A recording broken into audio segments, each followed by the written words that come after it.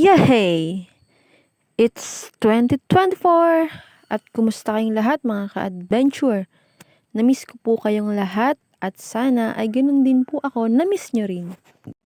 Pasensya na po kung medyo hindi po ako nakapag-vlog-vlogan itong mga nakaraang taon. Araw, ganun. May mga pinagdaanan po tayo sa buhay. Lalong-lalo na po yung breakup ng Katniel. Sana nakamove on na po kayong lahat. Charis. Joke lang po yun.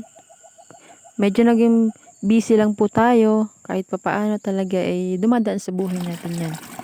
Ganun pa man ay sana makabawi po tayo na makapaghatid ng kahit kaunting inspirasyon.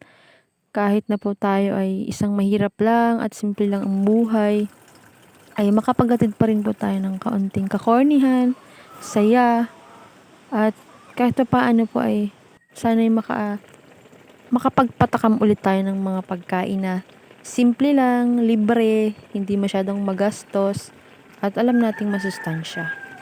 Yun ay magagawa lang natin sa bukid.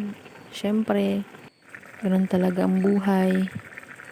Pag buhay ay nasa bukid, ayan, matatakam talaga kayo dahil nasariwa talaga yung mga pagkain.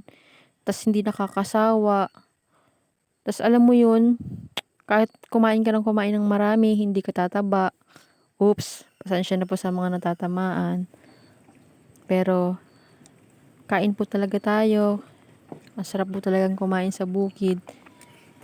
Basta po, sana po ay supportan nyo rin po yung mga vlog ko sa mga susunod.